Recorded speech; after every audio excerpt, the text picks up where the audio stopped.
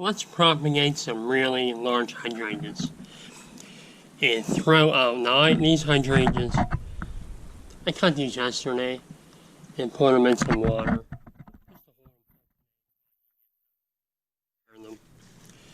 And now is the best time to do this, mid-July or beginning of July, when you can get a nice big cut.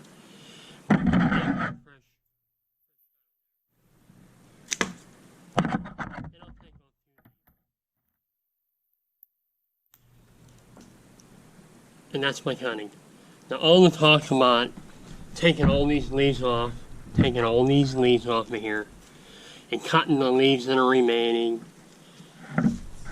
you know, cutting these in half and only having a couple of leaves at the top, forget about that. Root hormone, forget about that. You don't need any of that. And you can start real large cuttings this way. And the cutting's only limited to the size of your container. So my container is pretty big. These, you can't put them in, they'll stick out the top. So what I'll do, I'll put them in sideways. And I'll keep going. I got some nice big cuttings here. Again, I took these in mid-July.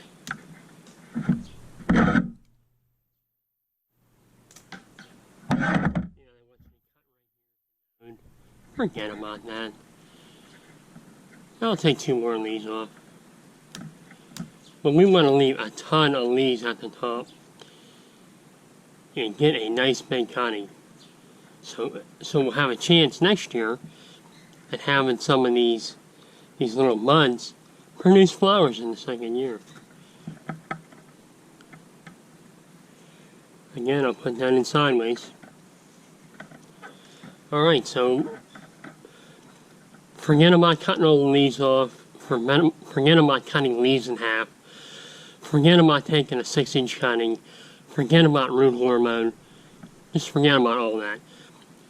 If you propagate them like this, you don't need to do any of that. These things grow crazy roots. So stay tuned and I'll show you these plants with some really big roots. These cuttings here, these are around 20 inches. A lot bigger than the 6-inch cutting that you normally see. And that is my prepared cutting right there.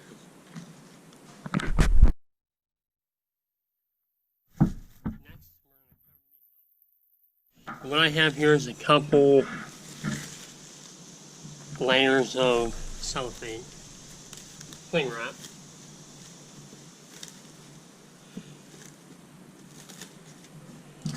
Use these clips to clip it on. And that's it. We're gonna let them go. Also, note I have a video on how to set this container up. If you want to look for that, I'll have it in the description. Well, it's time. Let's get them out of the container and see what kind of roots we got.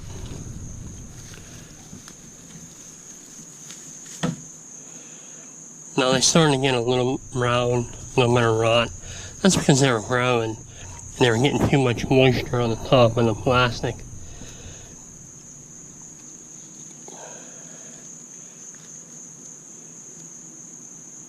I think that's 2 plants there. It is. But you can see the great roots we got.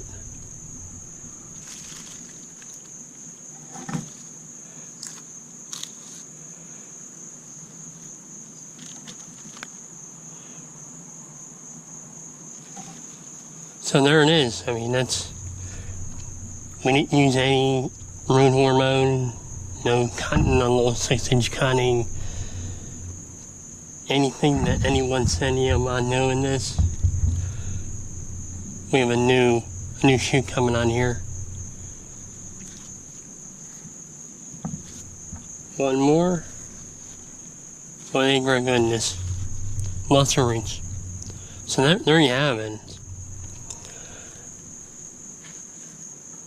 All the plants came out with great roots. We didn't do anything that normally you would hear about propagating hydrangeas. You just did it this way. Big plants, look how big that is. Now these are starting to grow in here. Well, what we want those buds to, and these buds will make flowers next year. Now the bigger of a plant that you propagate, the better chance you have growing a flower in your second year of growth. And these are growing great. They'll be nice plants. Next year, they'll be great.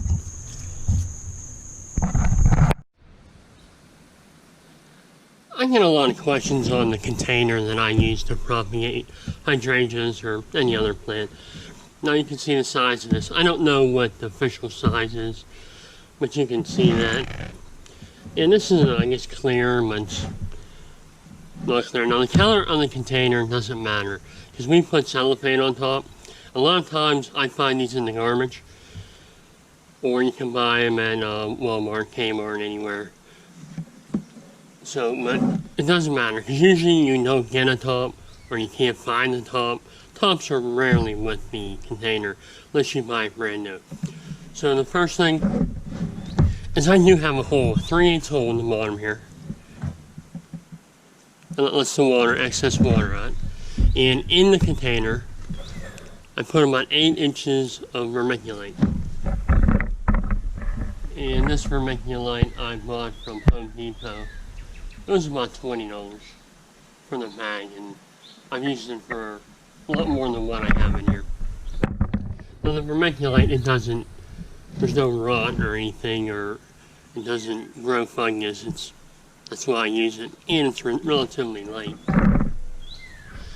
Okay, so I have my container, I have my vermiculite in there, about 8 inches deep, and next I'm going to just soak that down. And I fill this up so it's soaking wet, so you can see the water in the container. Now I'll put a brick underneath the one side, and that'll keep the water in the container. So after we put the water in here and it's saturated, I let this sit for a while and let that vermiculite soak in as much water as it can. And you can see it's coming out the little hole there, so I know that I have plenty of water in here. And you can see how much water's in there. And I'll just let that sit and let that soak in. Okay, after I let it sit for a while, I'll take the brick out and let it drain. Now at this point, you won't add any more water the entire season. You're done. It's ready to go. It has the right moisture content, and there's no reason to add any more water.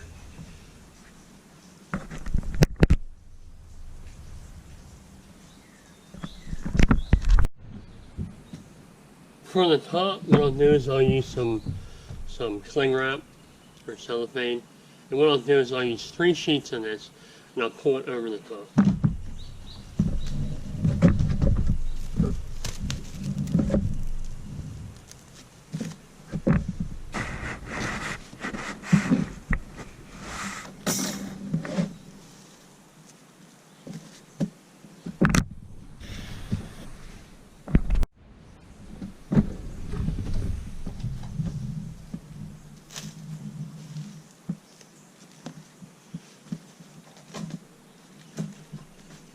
Now using the saran wrap, I'm able to allow sun to get into the top of the container, which is pretty important, and considering you can never find the lids for these containers anyway. Now, to hold this down, I'll use these clips. They hold your paperwork together, and again, you can buy them anywhere. And I'll just clip those around the outside, and that holds it all together.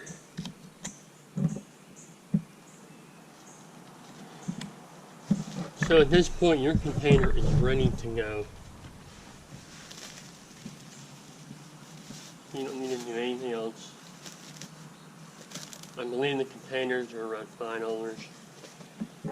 The saran wrap you probably already have in your kitchen. These little clips are relatively cheap. The vermiculite, again, I paid $20 for that bag, and it's way more than I needed.